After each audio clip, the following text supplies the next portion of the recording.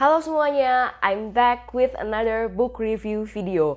Buku yang mau aku review di video kali ini kayaknya nggak gitu populer ya di Indonesia karena belum ada terjemahannya dan kebanyakan orang kalau ngelihat buku setebal ini sekitar 800-an halaman udah males duluan gitu membayangkan betapa melelahkannya baca buku setebal ini. But my friend totally recommends this book to me, The Priory of the Orange Tree. Karena katanya kalau kalian suka cerita-cerita fantasi, kayak The Lord of the Rings atau Game of Thrones, kalian tuh bakal suka baca buku ini. Aku menghabiskan waktu 3 minggu untuk menghabiskan buku ini. And I really love this book. Jadi tanpa berlama-lama lagi, langsung aja masuk ke cerita bukunya. Di cover belakang buku ini ada blurb yang cuma terdiri dari 3 kalimat, tapi udah cukup mewakili keseluruhan dari inti cerita buku ini. Kalimat pertama, a world divided. Jadi dunia di buku ini tuh terbagi jadi 2, belahan barat dan belahan timur, di mana penduduk di kedua belahan dunia ini saling memusuhi. Jadi orang-orang barat itu nggak suka sama orang-orang timur karena menganggap mereka itu orang-orang kafir akibat perbedaan kepercayaan mereka.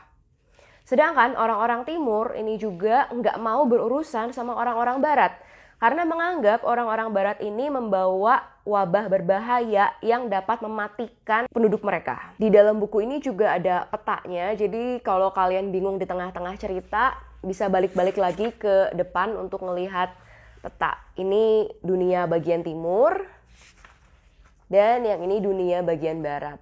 Lalu kalimat kedua, a kingdom without an heir. Di belahan dunia barat ada sebuah keratuan ya, karena yang mimpin itu ratu bukan raja, bernama Keratuan Inis. Keratuan ini sudah berdiri selama 1000 tahun dan selama turun-temurun ratu-ratu yang memimpin keratuan itu hanya memiliki 1 orang putri yang selanjutnya akan menjadi ratu berikutnya. Masalahnya ratu yang sekarang ini menjabat yaitu Ratu Sabran belum mau menikah di usianya yang hampir kepala 3, jadi penduduk-penduduknya itu cemas. Apakah akan ada pewaris tahta untuk keratuan mereka ini? Lalu kalimat ketiga, an ancient enemy awakens.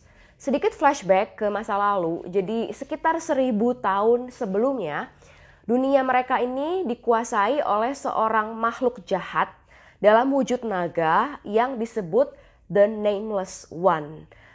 Dan 1000 tahun yang lalu juga, The Nameless One ini berhasil dikalahkan.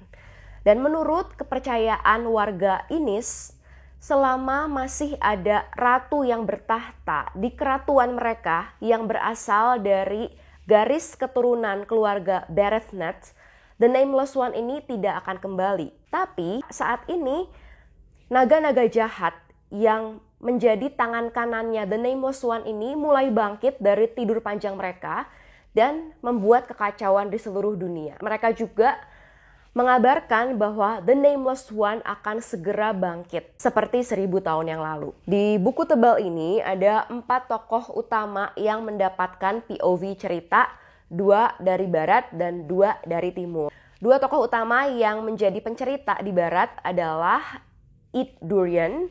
Dia ini adalah seorang mata-mata yang berasal dari selatan, tapi dia ini ditempatkan di keratuan Inis menjadi salah satu dayangnya ratu dengan misi rahasia untuk melindungi ratu dari segala sesuatu yang mengancam nyawanya. Tokoh kedua yang berasal dari barat adalah Lord Arteloth Beck yang biasa dipanggil dengan sebutan Lot. Lot ini adalah teman dekatnya Ed Durian dan dia juga bersahabat dekat dari ratu yang sekarang menjabat, yaitu Ratu Sabran. Mereka udah bersahabat dari kecil. Dan di buku ini, di awal ceritanya, Lot itu tiba-tiba menghilang tanpa kabar. Tapi ternyata di balik menghilangnya itu, dia punya kisah petualangannya sendiri. Dan menurut aku dari keempat tokoh utama, si Lot ini sih yang paling banyak berpetualang ke seluruh sisi dunia. Beralih ke tokoh-tokoh yang berasal dari timur, ada 2. Yang pertama adalah Tane. Tane ini adalah seorang gadis yatim piatu yang tinggal di Seiki, salah satu negara di belahan dunia timur. Sepanjang hidupnya, dia ingin menjadi seorang dragon rider atau pengendara naga. Jadi kalau di timur, naga itu dianggap sebagai makhluk yang sakral. Dan menjadi seorang dragon rider adalah kehormatan yang sangat tinggi. Dan itulah cita-cita Tane. Tokoh kedua yang berasal dari timur adalah seorang ahli kimia bernama Niklaus Rus. Jadi sebenarnya Niklaus ini aslinya dia itu berasal dari barat. Tapi dia ini sudah bertahun-tahun diasingkan untuk tinggal di timur oleh Ratu Sabran karena suatu masalah tertentu. Dan Niklaus Rus ini adalah tokoh yang menurut aku salah satu tokoh yang paling sedih sih jalan hidupnya di sini. Dan dia adalah tokoh yang sangat abu-abu, kadang baik, kadang jahat.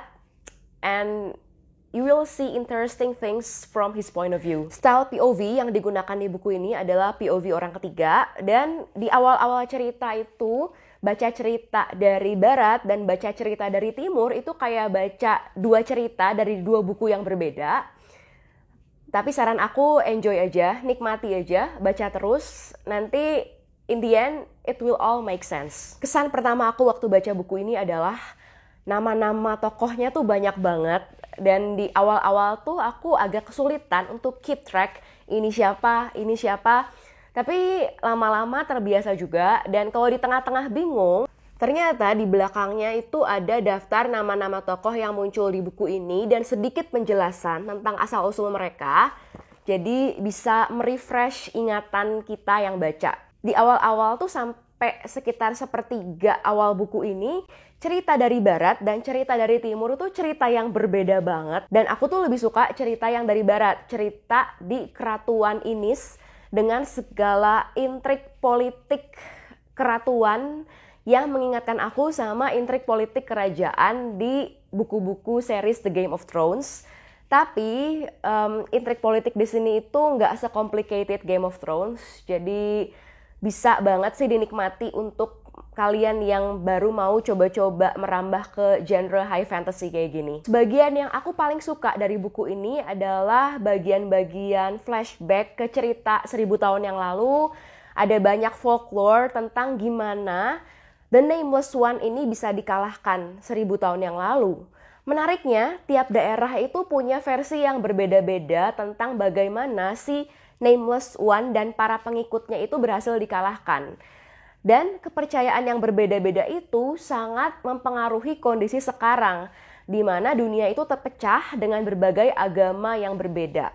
Padahal mengetahui apa yang sebenarnya terjadi di 1000 tahun yang lalu itu tuh sangat krusial untuk tahu gimana caranya mengalahkan The Nameless One jika dia bangkit kembali. I give this book a solid 5 stars karena aku suka banget sama ceritanya.